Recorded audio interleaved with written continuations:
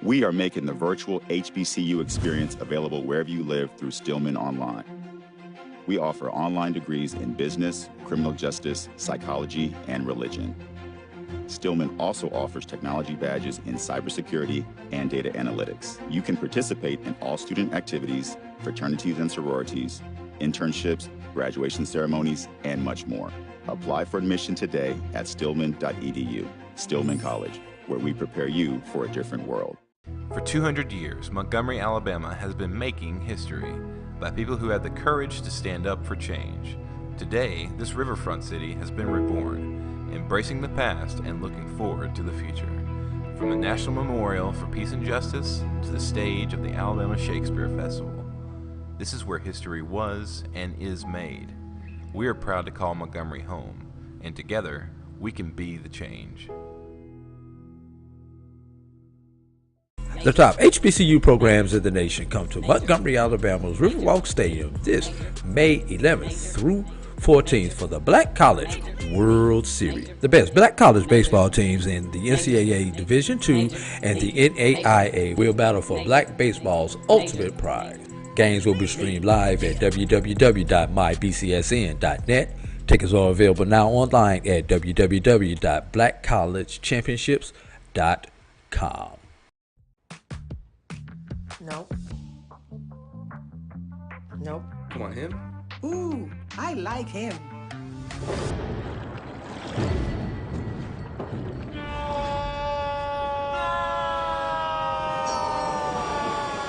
Quick, the quicker picker-upper. Bounty picks up messes quicker, and each sheet is 2 times more absorbent, so you can use less. He's an 8. He's a 9. Bounty, the quicker picker-upper. Oh, that spin class was brutal. Well, you can try using the Buick's massaging seat. Ooh, yeah, that's nice.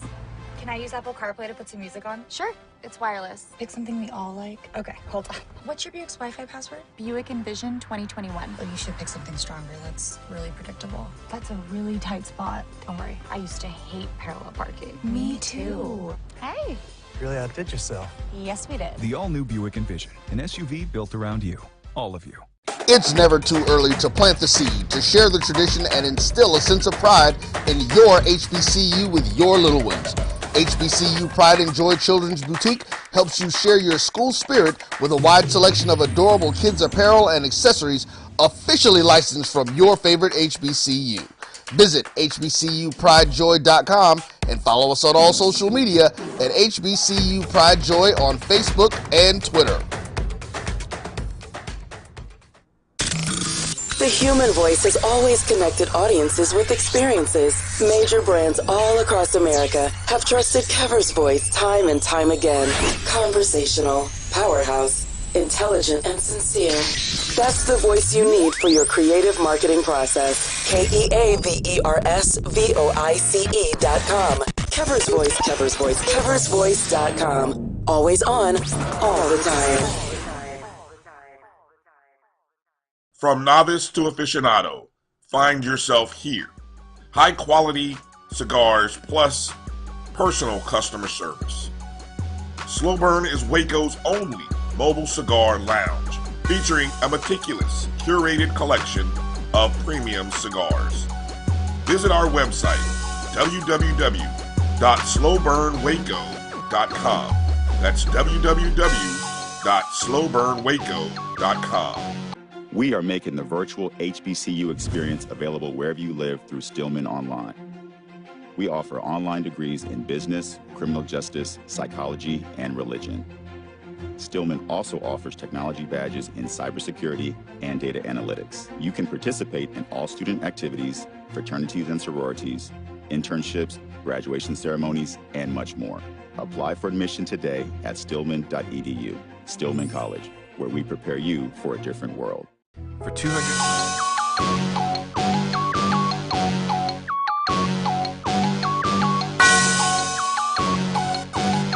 Yeah. I love my HBCU. And boy, I love it, love it. I love it, love it. I love my HBCU. And man, I hope my team they won. Yeah. I hope my team they won. Yeah. Man. I hope my team they won. I hope my team they won. Yeah. I tune into the HBCU Sports Lab to see if my team won or lost. If they lost, I'm quiet as a mouse. But if they won, keep tab. I'ma do the dab, yeah. Dr. Cavil, he know what he be talking about. Mike and Charles, they know what they be talking about. They compress the analytic data with the hip hop. If you know them like I know them, they gon' tell you if your team, if they won or lost, and who the ball. So listen to Professor, yes sir, and pay attention, cause he gon' teach a lesson. This is Dr. Cavill's Inside the HBCU Sports Lab with Mike Washington and Charles Bishop. As you see, Mike Washington and Charles Bishop are out on assignment. So I bring in the next best thing. I bring in the whole visiting and clinical crew of professors in today. I bring in the Brian and AD Sports Rap duo to make sure that you can get the HBCU latest and greatest news. So we're going to do it just like that. Welcome to episode 252 of Inside the HBCU Sports Lab radio show and podcast, the show that's covering the sporting HBCU dash for all things HBCU sports from institutions, large and small, from NAIA to the NCAA. We share insights and information on the HBCU sports culture, HBCU athletic aesthetics to facilitate the story of HBCU athletic programs and the business of HBCU sports. I'm your host, Dr. Kenyatta Cavil, along with my co-professors, if you would, in the Lyceum. As I said, we have Professor Drew, Professor Fulford in the house officially, hanging in there, making sure they get it done for Mike Washington, Charles Bishop. So we're filming from our home studios and sending a signal live to KCOH 1230 AM studios with the Texas Radio Hall of Famer, multi-Hall of Famer, I should say, Ralph Cooper in the beautiful home of Texas Southern University from Houston, Texas, at least for myself. I'll say that. Today's episode of Inside the HBCU Sports Lab is sponsored by THE Agency LLC. THE Agency is a company that provides sporting and educational consulting and data analytics. I would be remiss and watch me make this HBCU connection. Let's congratulate Judge Ketanji Brown Jackson being named to the Supreme Court, and that's the United States Supreme Court. Yes, the first female, African-American, Black, whichever term you prefer to use. I like that, standing at attention. And the HBCU connection, for those that have not heard by now, that's probably under a rock that hadn't been following it, are HBCU graduates, alumni from North Carolina Central. The Eagles fly high, as they like to say in those parts. I'm sure they're proud as much as, or even more than we are in so many different ways. So I know we just got out of Women's History Month in terms of March, but we're going to keep it going a little bit because there's a news report out there coming from Coach Adams, Twitter posted out there in terms of 2022. Driven Elite Pro Day prospects talks about the fact that you are likely to hear a HBCU women's basketball player going in the draft, and that's the WNBA draft. In the mock draft, they have Amisha Williams-Holiday, 6'4" forward from Jackson State, is projected to hear a name called according to ESPN's final mock draft. She is projected to go 26, and that would be to Phoenix. And so that would be big time news. Let me get your thoughts on that, Professor Fulford. What are your thoughts on the news here? And then we'll chase down and see what Professor Drew has to say. But let's start with you, Brian. What are your thoughts? Well, first off, I think I had to look it up myself, to be perfectly honest, to make sure how many rounds the WNBA had. I'm so used to the NBA and their 2 rounds. Everything's sort of been scaled down. I actually remember there was a time when there used to be like 12 rounds in the NBA, and then it went to 7, and now it's like 2, or maybe I'm thinking of the NFL where they used to have 30, 2 and you done. That's it. Yeah, 2 and done. They say. Yeah, so I mean, you got to imagine there are 12 teams, and that's another. So see, we're this all education, right? We're educating people. There's 3 rounds in the WNBA draft. There are 12 teams in the WNBA. Probably many. I bet if you quiz 100 people, they wouldn't know. They'd probably throw all kinds of numbers at the wall. So the fact that she's projected 26. Do the math. That puts her probably into the third round, could even possibly move her way into late second round, which is great. I mean, let's keep it real. I mean, she's by far one of the most dominating players in HBCU basketball, and we're rooting for her. I mean, she has been, in order for this thing to continue going forward, she has to be drafted. She has to make a presence on the next level. We need her on a team. I mean, it's a tremendous, the amount of years it's been since an HBCU player was drafted. I mean, my goodness. I mean, we complain about guys not being drafted in the NFL and other places, but when you look at how long it's been since a woman has been drafted in WNBA, we should be pounding on the table like, what the heck, So I hope it happens for her. She's very well deserving. Hope it happens. To your point, Brian, points that you're making there, but the last players that were drafted would be 2002, when there were 3 players drafted in that draft. That would be Andrea Garden from Howard, who went in the second round, and she was the 27th pick to Utah, which lets you know at that time there were more WNBA teams than the current 12 that you mentioned. Ambia Gongola from North Carolina Central went in the 4th round that year, which was the 56th overall pick to Phoenix. And Jocelyn Winfield is the last player to go from the SWAC, who was also a 4th round pick that was 59th, dressed right after Ambia, obviously, who also went to Utah. So that year, Utah had 2 HBCU players drafted.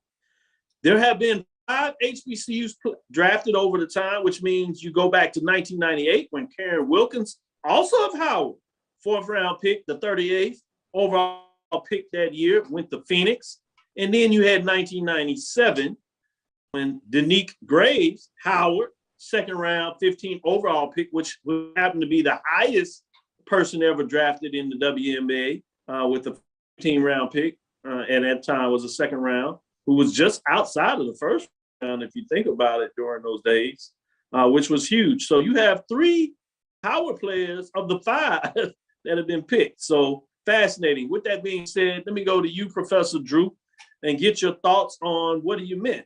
Brian talked about the fact that this would be significant in terms of taking the next step, which would mean also making the team. But Professor Drew, what are your thoughts on this? Doc, you did it once again. You stole my opening point. It's one thing for one of these 2 young ladies to get drafted, but drafting them does not mean squat if they don't make the team. So if they're not going to be drafted with the opportunity to make the team, they're better off being UFDAs, undrafted free agents. Then they can find a team that wants them and that they want. In that case, let's take a step back in time. Just over a year ago, Dr. Cavil, when we had a player who signed a free agent contract, who was an HBCU player, that being Ashika Alexander of Langston University. That's right. She signed exactly at NAIA. She signed a contract with the Minnesota Lynx. I almost said Timberwolves, but with the Minnesota Lynx. And went through training camp, but unfortunately was not able to make the team. But luckily for her, she had 1 year of eligibility remaining, and NAIA rules are a little bit more liberal than NCAA rules. She was actually able to go back and compete on the NAIA level after having that pro experience. So we've had our hopes up before. We had our hopes up last year that Ashika was going to make the team, and she did not. So let's root for these 2 young ladies to be drafted. Let's also root for other players to be signed as free agents, such as a Deja Rogan, such as a Ashika Alexander, who's draft eligible once again. Let's root for that to happen, in addition to these players with the ability to be drafted. Well, let's give some more love to the women out there, since so much pride is going out there. But before I do that, Let me give a shout out to some of the lab listeners. Jimmy Wilson, good evening, faculty. Lab, I made class. And on time, Jimmy. Credit to you. You're on time, man. I might have to give you an extra 10 points on your quiz today. Chuck Hunt is in the house as always. Ricky Burton, Noel Price, I Love, I see. Brent Brunson, Karen Griffin. Hello, everybody. Yes. Shanetta Chrysler. I hope I said that right. Give me a pronunciation. I certainly like to say people's name correctly. Edwin Dwight Moore, showing us some love as always. Troy Franklin, Mary Allen, Varick Williams. Yeah, I know Varick in the house. Go Jags. Yeah, y'all swept them TSU Tigers last week. Very feeling good. He tried to tell everybody to calm down. The Jaguars will be right in it. And sure enough, they had a chance to make a statement and they did. With that being said, I wanted to say a shout out to Howard makes history by hiring first woman in full-time football position. Big news. Shout out to Howard finding a way to get it done. And that's Janice Pettyjohn, if you would. And then you also had the fact that Lincoln's women's basketball coach, Janice Washington, wins Coach of the Year award. So a lot of big time news out there for the women, making sure we celebrate them and all things in this powerful day in the history of the United States of America. With that being said, I'm gonna go back to you, Drew. What news do you have on top of your head that's just out there that you want to make sure people are aware of in the HBCU landscape? Let's go to the CIAA, and this ought to make our friend of the show, Willie Alex Hines, happy that we went to the CIAA. Elizabeth City names interim athletic director James DuBose. Named him as the interim athletic director. DuBose, you know you got to get that junior in there. You know them junior folks. Junior. I'm sorry. James DuBose Junior. Got to do it like Roy Jones Jr. Got to get that junior in. DuBose joins the Viking family. Coming from Winston-Salem, where he has served in a variety of roles, most recently as a senior associate athletic director for development and administration.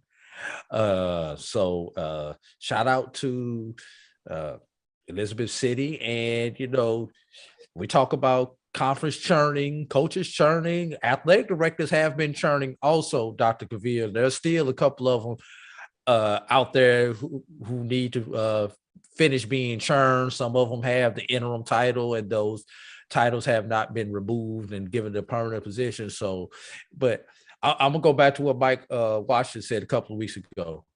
Whether you're the interim, whether you're the full time, when you have that job, you have the job, because they're going to evaluate you the same, whether you're the interim or whether you're the full time. The only difference is once you're the full time, they take the screws and loosen them up a little bit and give you a little bit more freedom. When you're interim, you have to really report and make sure that you have your boss's blessing. Very true. And to your point, I was serving as acting dean of the College of Education at Texas Southern University. You are absolutely correct. They make sure that you understand that you have all the responsibility and all the work that needs to be done. They make sure you understand it needs to be done. With that being said, let me give a shout out. Karen Griffin is always giving us this great academic type news. Voorhees College is now Voorhees University. Dr. Howard Bartee Jr. at Prairie View A&M University, professor of sport management and kinesiology out in that way. He says, what's going on, professors? He's in the house, always giving great updates on his Facebook site. Troy says, hey, only one Troy allowed on here, and that's me. Hashtag Aggies do. Man, Troy, you're being a little tough today. You don't even want people to share your name. It'd be different if it was one of those unique names, but you know, there are a couple of Troys out there. No.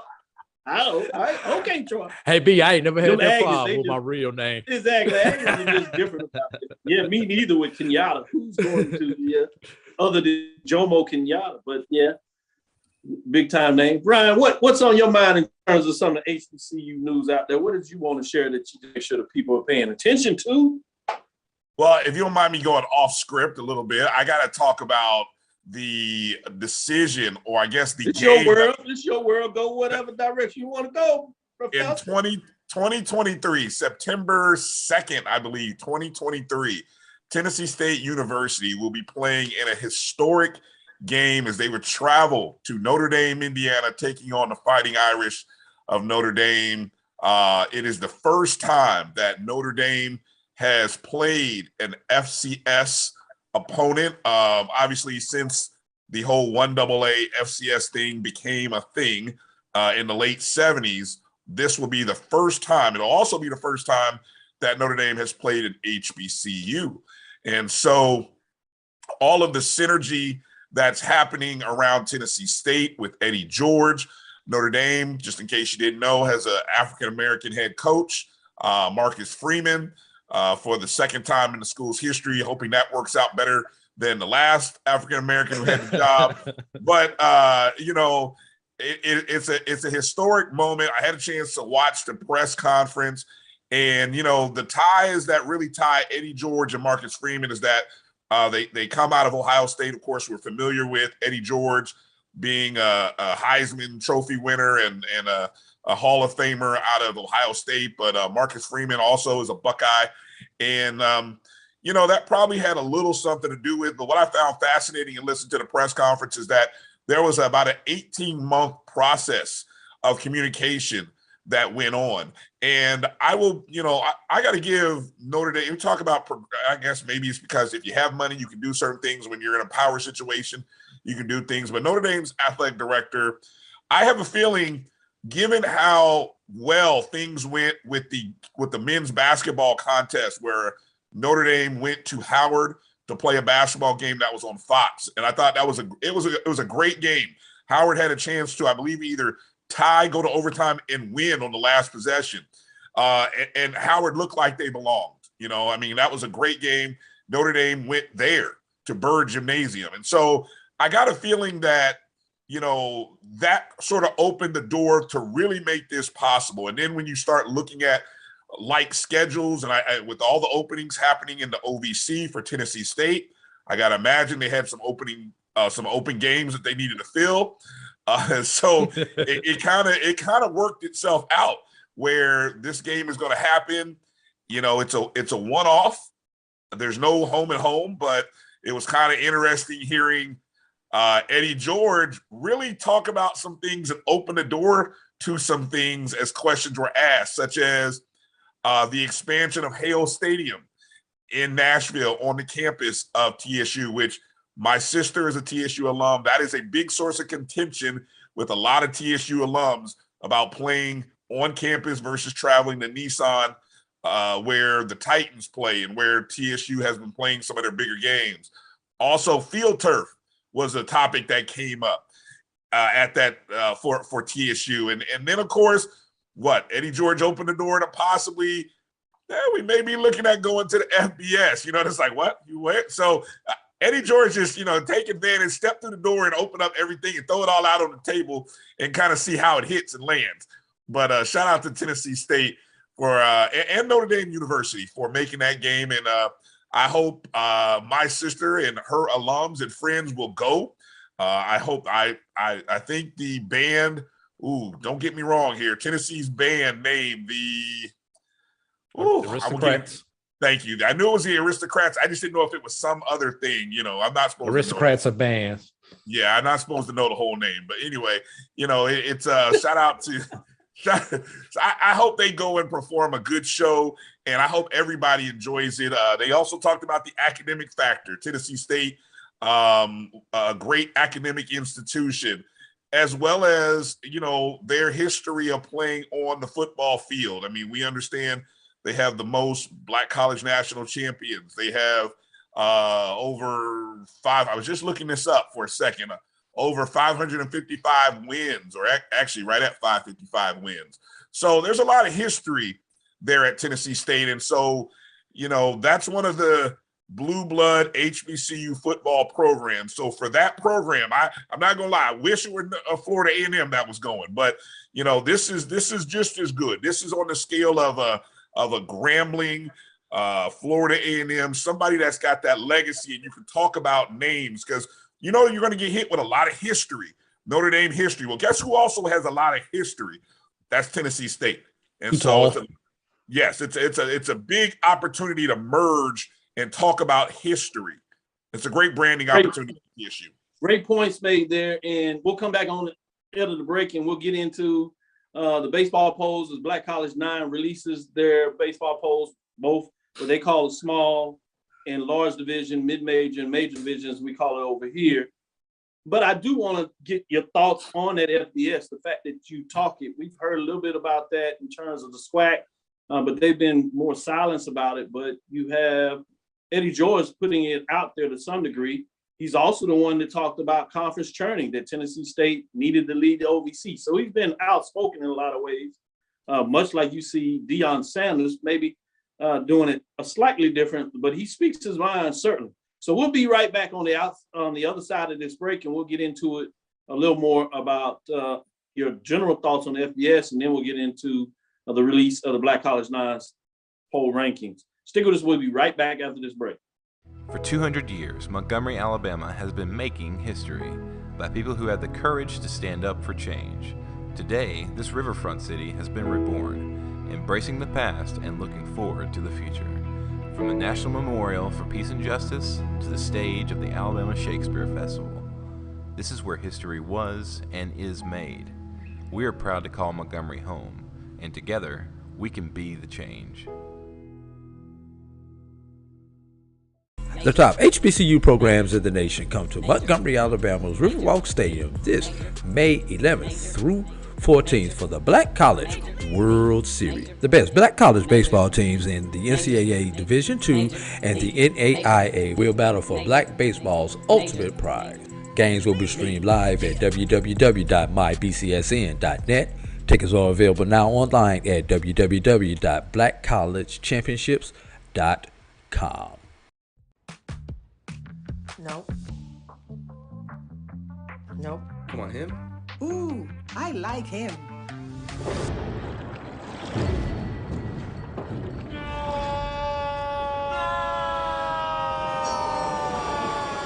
Quick, the quicker picker-upper.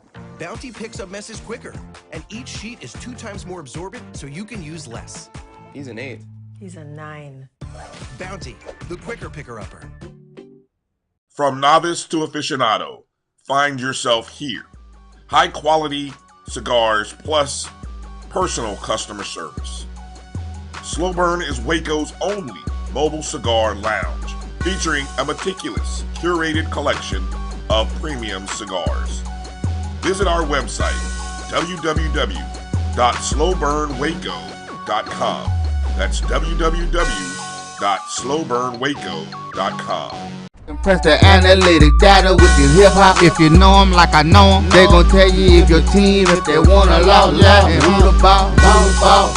So listen to Professor, yes sir, and pay attention, cause he gon' teach a lesson. Updated for that.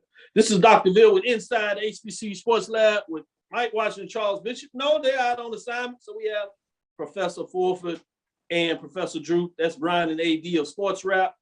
As we said, one of the things before we came out of this, I did want to give a shout out, as Karen Griffin asked, will this game be on NBC? As she then backed up and said all Notre Dame home games are NBC, so I'm almost sure that will be the case, that it will be on there. I see Stephen Miller late for class. That's all right.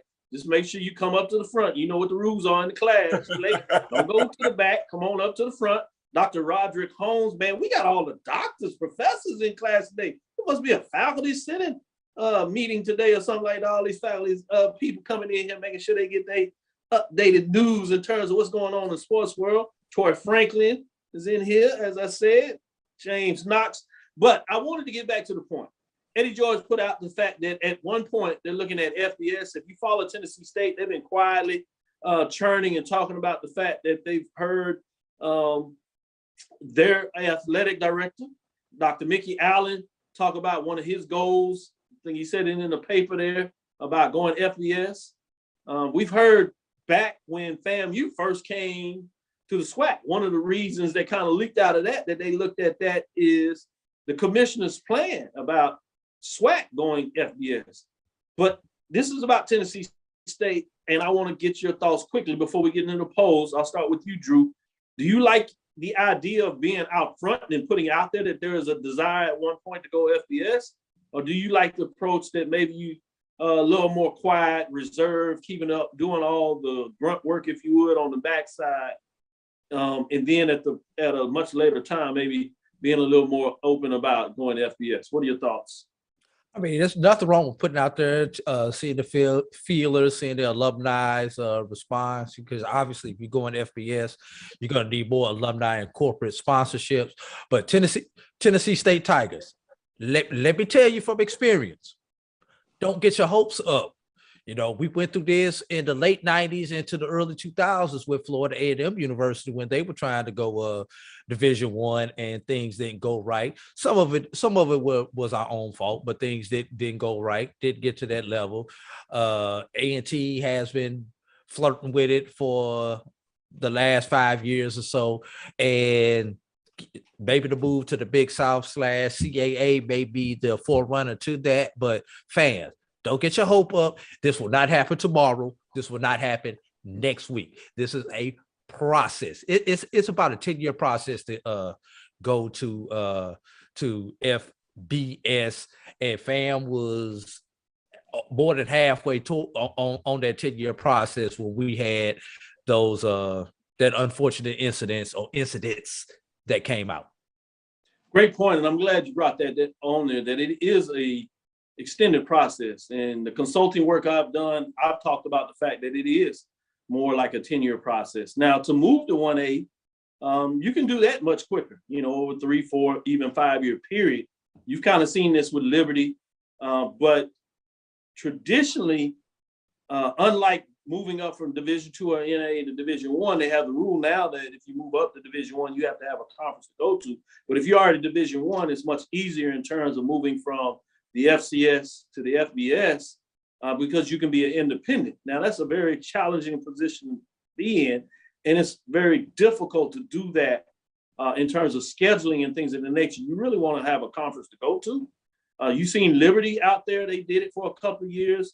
BYU by choice, but even when they had a chance to come to Power 5, they ultimately joined the Big 12 in this last round of churning that took place. And somebody put out there that Conference USA has 11, and you're right. That is probably a fit in terms of them looking for members. And the last couple of folks that they pulled over have been FCS programs that went up. But you really have to understand it's not going to be just about the fact that you want to be FBS. They're going to do a serious look in terms of what you're doing. So a lot of work has to be done in terms of your facility, which they're talking about. But those are not going to be quick fixes. Your financial impact in terms of making sure that you move to the 200 level in terms of giving overall scholarships, which is a significant battle. People don't realize when you give the 63 full scholarships at the FCS level, you tend to break those up. If you go to FBS, you have to give full scholarships in terms of the 85 level. There's no partials and there's no giving it up. So that's a significant financial impact. And then you have to do it, obviously, for the women's sports to make sure that you have a balance for Title IX. Quickly, Professor Fulford, what are your thoughts in terms of putting it out there, or do you wait and kind of do the work first? I think the reason you have to put it out there is because of the situation you're in where everybody in your conference, you moved into the OVC in 1988. And so the stability of the OVC has been ripped from up underneath your feet, really. And so you're in a situation uniquely where you got to put it out there. And hopefully, as you're putting it out there, you're also putting out there the financial numbers, many of which you just talked about, that it's going to take. Because trust me, if Hugh Jackson is saying, hey, all we need is $5 million, well, I guarantee Eddie George is saying we need a lot more than $5 million to make this happen. But we can make it happen, and this is what it's going to take. So this is the first step in saying this is what it'll bring us. This is what it looks like. We can get there, guys, but we got to have the money.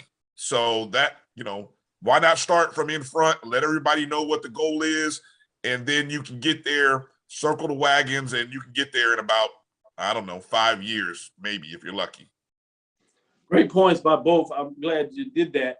Well, let me get into the Black College Nine's top 10 poll rankings, if you would. I'm only going to give you the top 5. Then we'll get into the break. And you can go to blackcollegenines.com and get the entire top 10. But the top 5 are Florida Memorial out of the Sun Conference, 17-15. They were 6-3 this last week. BCN previously were 9, so they move up in the poll. At number 4, Miles College out of SIEC. They were 3-3 over the last 2 weeks. Previous poll ranking was 5, so they also move up. They're at 18-12. You have at number 3, Payne College, 13-5 overall. They were 3-2 over the last 2 weeks. Previous ranked 3, so they stay right there. And number 2, Albany State were 6-0 over the last couple of weeks. 18-17. Previous ranked 2. They stayed right there. Probably could have had a chance to move up, but you have Savannah State in the SIAC with them in that same Eastern Division. They were also 16-0, including big wins over Miles, if you would, sweeping them. They were previous ranked number 1. They remain number 1, 24-6 playing for really good baseball. And we'll do that. Let's get into this break. We'll come right back after this break. I think Drew will have to make an exit, so it'll be Brian, and we'll talk a little bit more of his thoughts on the poll rankings. We'll get in the large division, let you know what's going on there. And then we'll talk about some of these baseball matchups coming up for this week. Stick with us. We'll be right back after this break, giving you some more updates on the HBCU sporting scene. We're talking about baseball on the HBCU Black College Sports, both small and large division, mid-major and major division programs. Stickers, we'll be right back as we get into the 5th inning. We'll start looking for that 7th inning stretch. Stick with us. Oh, that spin class was brutal. Well, you can try using the Buick's massaging seat. Oh, yeah, that's nice. Can I use Apple CarPlay to put some music on? Sure, it's wireless. Pick something we all like. Okay, hold on. What's your Buick's Wi-Fi password? Buick Envision 2021. Oh, you should pick something stronger. That's really predictable. That's a really tight spot. Don't worry, I used to hate parallel parking. Me too. Hey. Really outdid yourself. Yes, we did. The all-new Buick Envision, an SUV built around you, all of you. It's never too early to plant the seed, to share the tradition, and instill a sense of pride in your HBCU with your little ones. HBCU Pride and Joy Children's Boutique helps you share your school spirit with a wide selection of adorable kids apparel and accessories officially licensed from your favorite HBCU. Visit hbcupridejoy.com and follow us on all social media at HBCU Pride Joy on Facebook and Twitter. From novice to aficionado, find yourself here. High quality cigars plus personal customer service. Slow Burn is Waco's only mobile cigar lounge, featuring a meticulous, curated collection of premium cigars. Visit our website, www.slowburnwaco.com. That's www.slowburnwaco.com.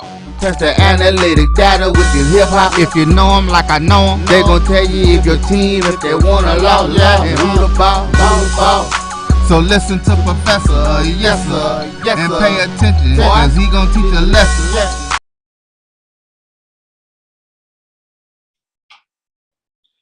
This is Dr. Cavil inside the HBCU Sports Lab. Great. You see the pitching as we gave honor and kudos in terms of the first African-American Black Supreme Court Justice was named today. Man, that's big time when you talk about Ketanji Brown Jackson.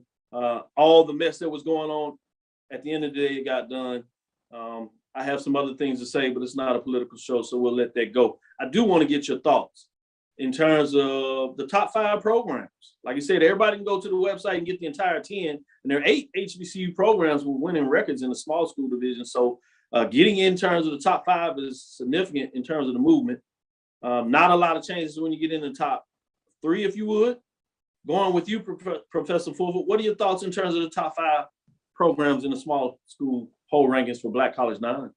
Really impressed by what Savannah State did. I mean, Michael Coker was on our show, I think a couple weekends ago, and explaining that Savannah State, a very experienced ball club. And so heading into that Miles College game, it was that opportunity to really separate themselves. So they did. I think watch out for Florida Memorial. It'll be interesting to kind of see how this shakes out in the 8 teams that actually make it to the Black College World Series. I think we're going to have some some good baseball, some exciting teams. But props to Savannah State. And I'm curious, they don't play Albany State until I looked it up earlier. I think it's late April.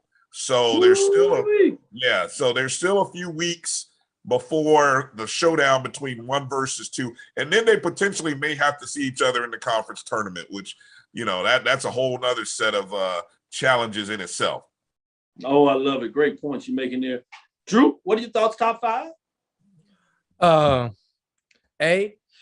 Be careful, Savannah State. Look deep at their opponents. Haven't played the best opponents outside of the SIAC. So they've beaten who's in front of them, but still a little bit of a buyer beware on that. Same thing with Payne. Payne's a NCCAA school. Got some questions about their schedule and their strength of schedule, despite their number 3 ranking. And if you're Miles, how can you get swept and move up in the polls? Just got to ask that question. I like it. Some of the voters out there getting too excited, man. Go do your homework. As Drew said, as Mike would say, look at your data points. Look at your data points. Do your homework. Come on, voter. Let's go into the large poll and see if there's that type of controversy, if you would allow us to use that framing. And number 5, you have Florida A&M out of the SWAC. 6-3, previous ranked 9, so they move up 4 spots. They're 12-17 on the season, but over the last 2 weeks, they've gone 6-3. And number 4, Prairie View A&M, 8-2 over that period of time, 13-15, as they are at number 3. They were not ranked, so you talk about making a significant jump. At number 3, Texas Southern University, 3-5 over the last 2 weeks. They were top in their division. Just to tell you how tight the West is, after they get swept by Southern, they are in 4th place. Top 3 teams are tied, which one of them is Prairie View. Bringing us number 2, Bethune-Cookman out of the SWAC, 5-4 over the last 2 weeks, previous ranked 3. They move up a spot, 13-15, even though they lost a couple of games. Good midweek win, though. Bring us to number 1. Alabama State remains at number 1, going just 4-4 over the week. They do have a winning record at 15-13. I have some changes there. I had Bethune-Cookman at the top. I had Alabama State a little lower. Prairie View I did have jumping up. I had Southern above them, getting that sweep over Texas Southern. That's interesting. But I want to get your thoughts. I'm going to start with you, Professor Fulford, large division, top 5. Any concerns about this top 5 this week? I will deny this if anybody repeats this to me on some other shows that I appear on, but Florida A&M as a 5, ranked number 5, that might be a little fool's gold. And I say that because they have swept the 2 worst teams in the SWAC East. They swept Mississippi Valley State and they swept Alabama A&M. Now, I'm not supposed to say that in other places, but I'm just keeping it real here in the lab. So, but again, I will deny that if anybody brings that back up in other places. I don't care that it's on wax. That's something like maybe the O&G strike zone? No, I didn't say that. I understand. Keep it moving. Yeah, no, but I want to see them do it against one of the upper echelon teams. And they're sitting a game behind Alabama State and Bethune. And, that's a big series upcoming this weekend. They're traveling to Daytona Beach, take on the Wildcats. It's a big rival. I'll take 1 out of 3. 2 out of 3 would be tremendous. That would be great. I think that might even get them into a tie situation if I'm doing the math here. But I'll take 1 out of 3. I'll take competitive ball game because right now the pitching for A&M has gotten better. The hitting has woken up. But again, asterisk based on who they played. That's all I'm going to say. I'm just going to throw it like this, man. Brian comes out there. That's a wild pitch. And it's gotten behind the catcher. So we're going to take a back drive and go back a little bit because Eric Evans says, just like in football, we own Albany. We will win SIAC in baseball. Ooh, Savannah State fan talking noise. Drew, we're talking about the large school division, though. Top 5, what are your thoughts? Are you in agreement with Professor Fulford or Professor Drew? Do you have some other things that concern you about the top 5, or is it just right? Hello, MEAC. Anybody from the MEAC home? Can I get a MEAC team in the top 5? No, they don't even come in. You don't even see a MEAC team till you get down to number they have 8. 2 teams 8 and 9. but they get in 8 and 9. But the So rest of the poll, you can go to the website and see. We're not going to give you everything here. Yeah. But Professor Drew is right on the money. Where is the MEAC? Yeah. Don't even think about A&T. Yeah. Right. So is the SWAC biased, or is the SWAC that good? And unfortunately, unlike we don't have a celebration bowl for baseball yet. But nice team. Would the MEAC, despite having the quote unquote inferior teams, beat the SWAC in a 1-on-1 matchup? Would be interested to see, but don't think we're gonna see it this year. Well, let's do this. Let's talk about these records, where they stand, just to remind everybody as you bring that up before we go into our last break, if you would. So everybody's clear on the picture. What you're referring to is when you look at the East Division of baseball, you have Albany State and Bethune-Cookman at 7-2, tied for first. Brian talked about the fact that FAMU sweeps Valley and Alabama A&M. FAMU is at 5-3 in the third spot right now. And those two teams, Mississippi Valley State and Alabama A&M, are sitting at 3-6. Jackson State, surprising everybody, is 1-8. They have an intriguing matchup this week where they play Mississippi Valley State. If they can't sweep that, at least get 2 out of 3, it might be Katie bar the door, and it's over for them in terms of even making the tournament. And it's going to basically come down to Valley and Alabama A&M. It really gets interesting in the West when you have Prairie View A&M, Grambling State, and Southern. After Southern swept Texas Southern, they're all in first, sitting at 6-3. Texas Southern is a game back at 5-4. And you have the Prairie View Texas Southern matchup. We'll talk about the baseball matchup this weekend in the last segment. But I did want to give you a breakdown. And then you have Alcorn State sitting at 1-8, really struggling, much like Jackson State. Ooh, who would have thought the Mississippi schools would be led by Mississippi Valley in baseball? Hey, I'm just saying. In terms of the MEAC, you have Coppin State at 7-5. Delaware State at 6-6. Maryland Eastern Shore at 6-6. Norfolk State that won it last year, they're sitting at 5-7.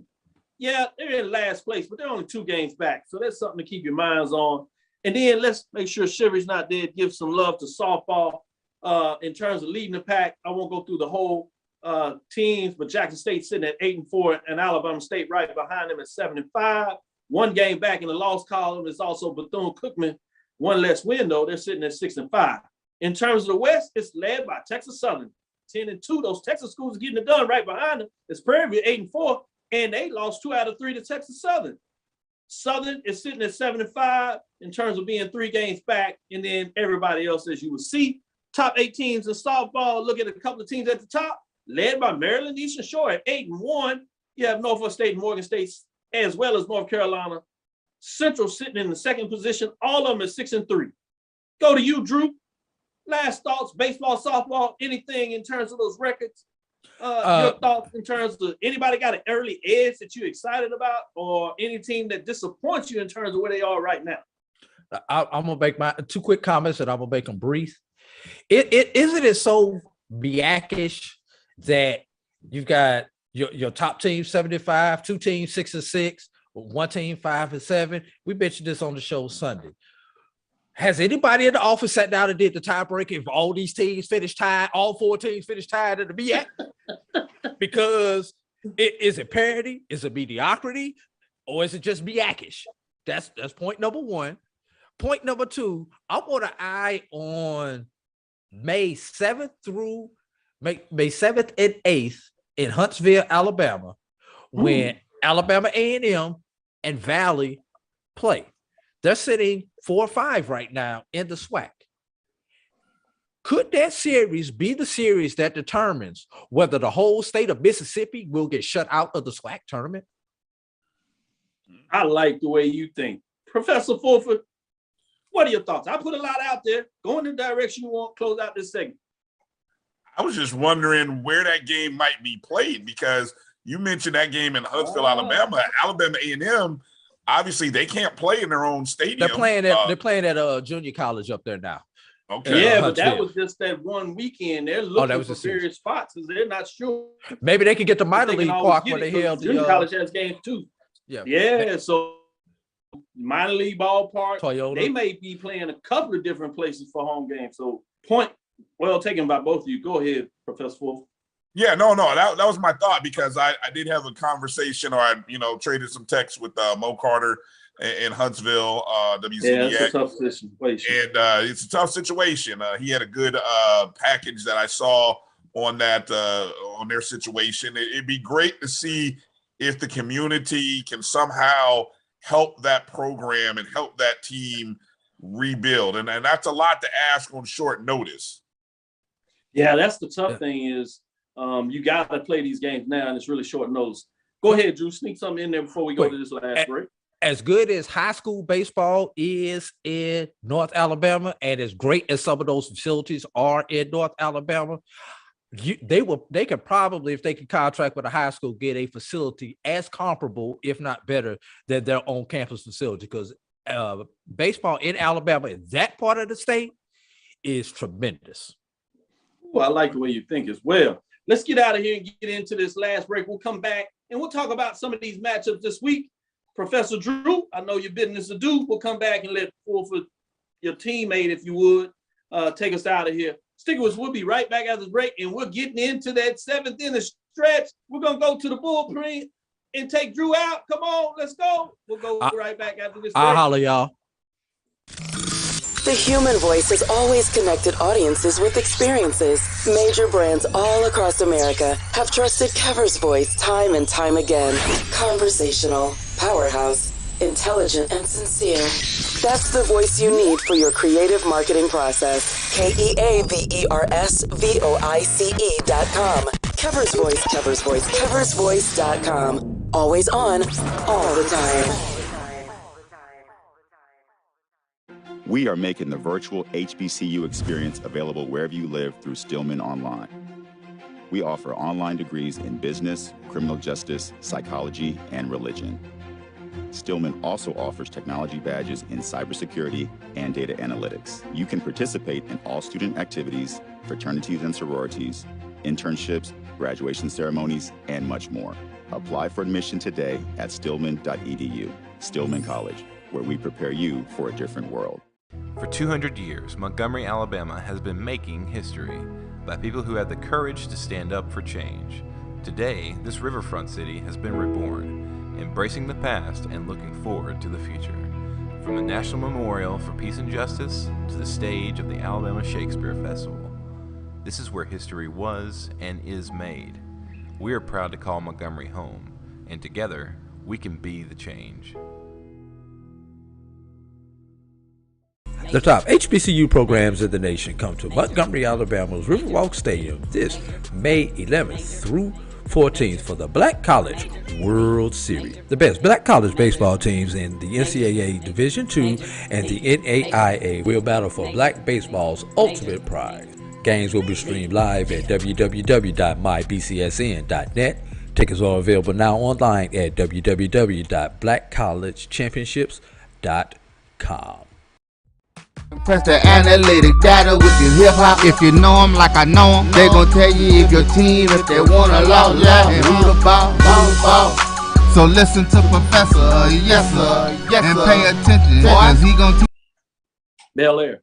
Dr. Cavil's inside the HBCU Sports Lab with Professor Fulford. Again, Mike Washington, Charles Bishop are out on assignment. We're gonna bring it home. We want to look at some of the big matchups. As I said, it's getting interesting in SWAC. We're about 25% of the way there. We've just played half of the division play, if you would, before we get in the second half, before we get officially in the halfway mark and things flip. You're on the road. You are now at home. If you're at home for a series, now you're on the road. So not really seeing any type of separation. It's going to be fascinating to see, is that just a matchup or is that what's going on in these divisions? But we're going to take it to the MEAC where it's really interesting. And these are the matchups you have this week.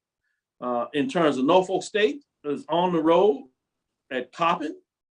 You have Maryland Eastern Shore at Delaware State. Those are the matchup, and they're playing 4-game sets because there are only 4 teams, and they want to make sure they get the number of games in.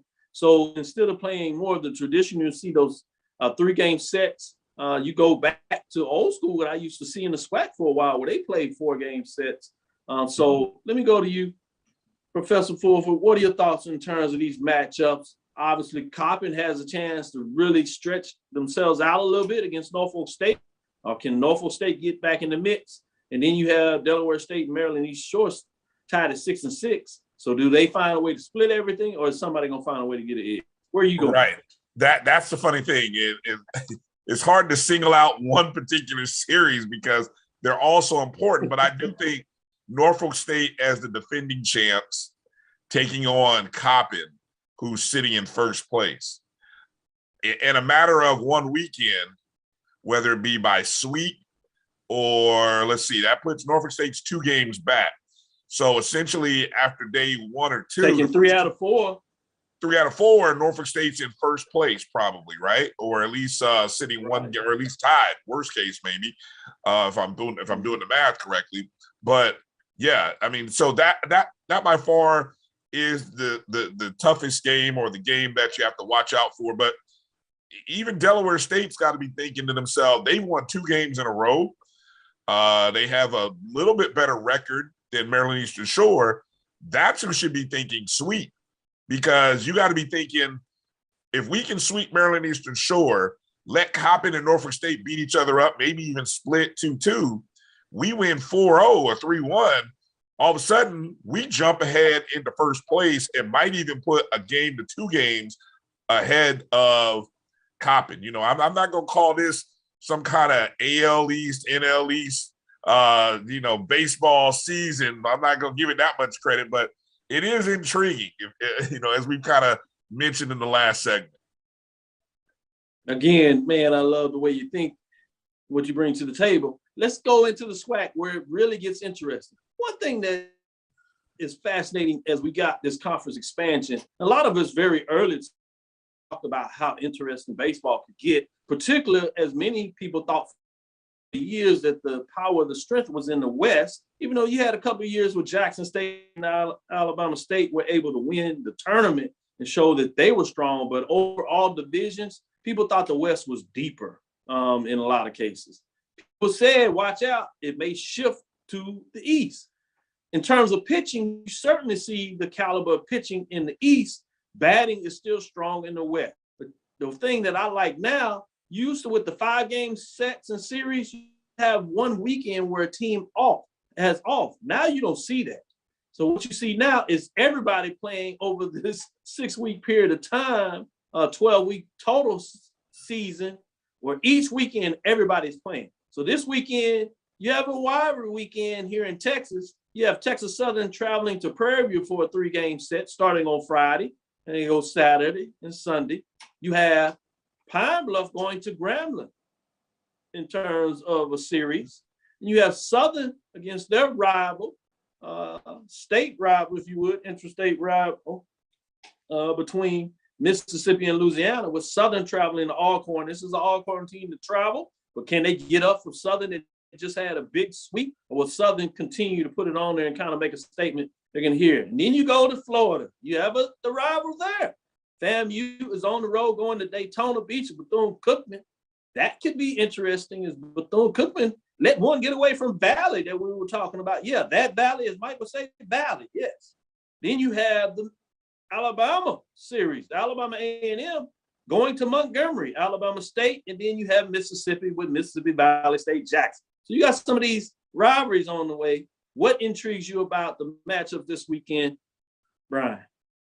I didn't even I saw the 2 rivalries. I knew Florida A&M and Bethune were playing, and but I didn't even process it that this is kudos to the schedulers. I mean, I guess this weekend was eventually going to happen, but kudos to them for putting it where they did. It's right in the middle of the season, and this is this might be a rivalry weekend or a separation Sunday, or however you want to call it, and when you get to that last game of the series. But my attention obviously is going to be in the East.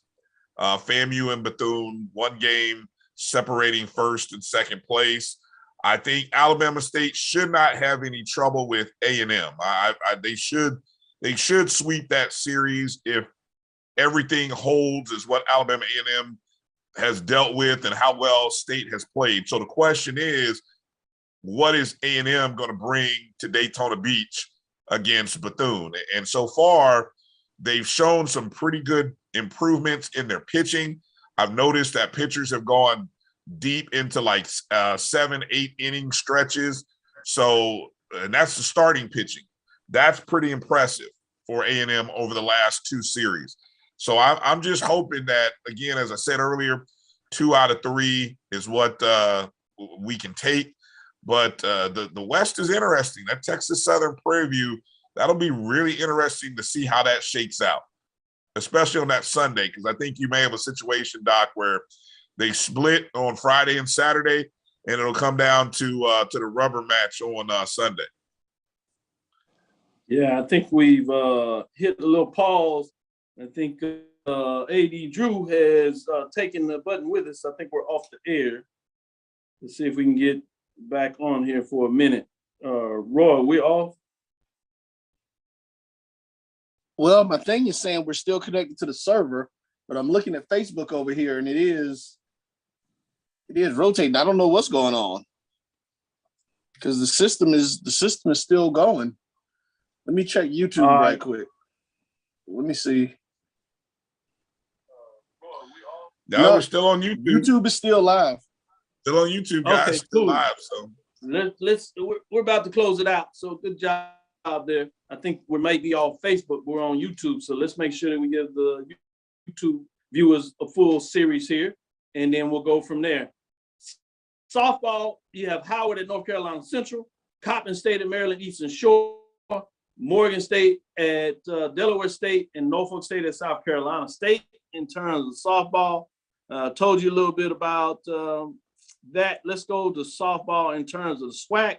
Grambling State at Texas Southern, Bethune-Cookman at Alabama A&M, Alabama State at Mississippi Valley State, Prairie View at Southern, Alcorn State at Arkansas Pine Bluff, and Jackson State at FAMU. That Jackson State FAMU rival is big. We've seen it in volleyball. We've seen it obviously in football. Here it goes in softball. Let's see what we can get down in terms of what that looks like. But what I wanted to ask you was more of a philosophical question.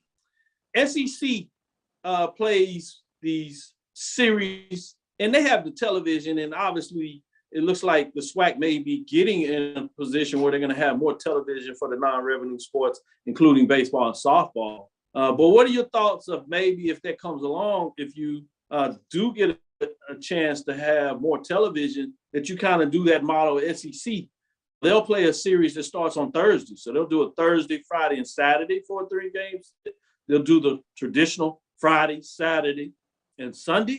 And then I've even seen them do a game or 2, or at least one, where they'll do a Friday, Saturday, and Monday, which means now they have 5 days of television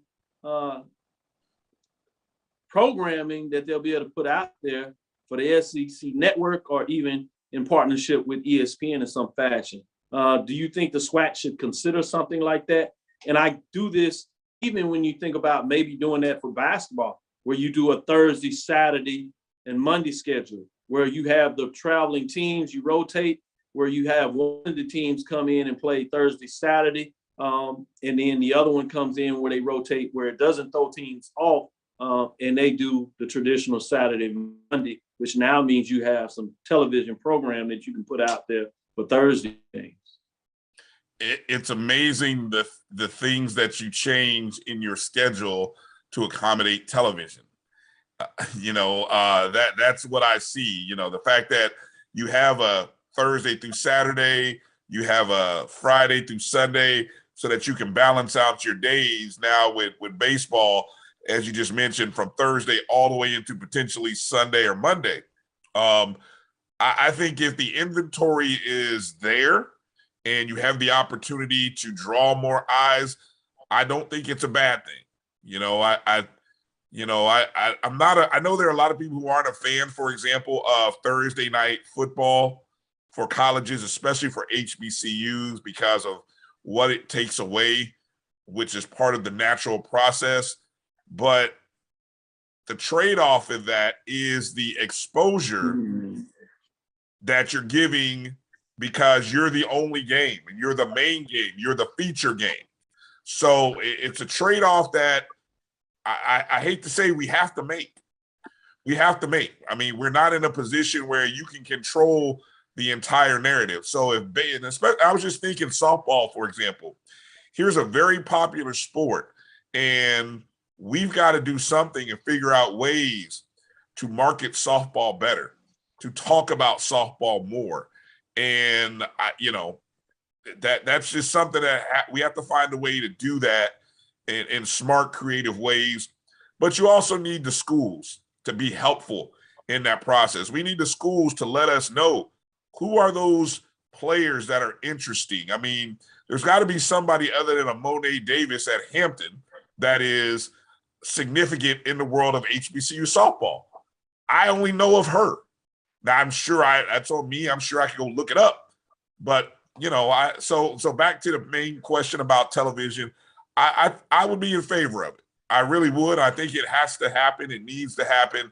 And hopefully that will open up our eyes more to baseball, especially in the spring or summer, or I guess I should say the spring, when our eyes are more available, because we don't have football, we don't have basketball, our more popular favorite sports. So we're open to watching probably baseball and softball more. Points well taken.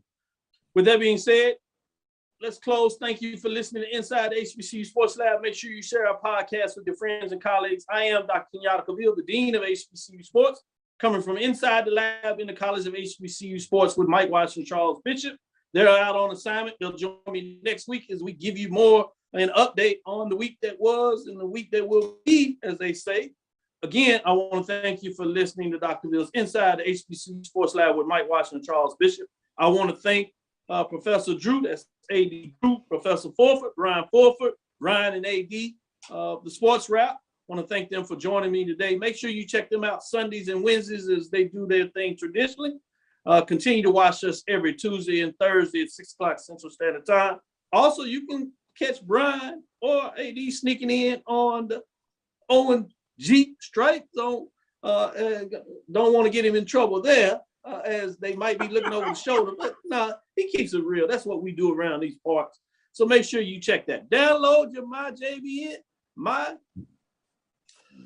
app, BCSN app. Make sure you download those. But we'll look forward to next week as we discuss the latest news in the lab. Follow me, Dr. Kenyatta Cavil, on Twitter, Facebook, and Instagram. That's DrKenyattaCavil. Again, that's DrKenyattaCavil. Inside the HBCU Sports Lab 1 on Twitter. That's Facebook and YouTube. Inside the HBCU Sports Lab. Dream big. Continue to move forward. We will talk with you soon. Brian? I'm going to turn in Drews and say, course, lecture. There you go. Dismiss. I know, Rogue.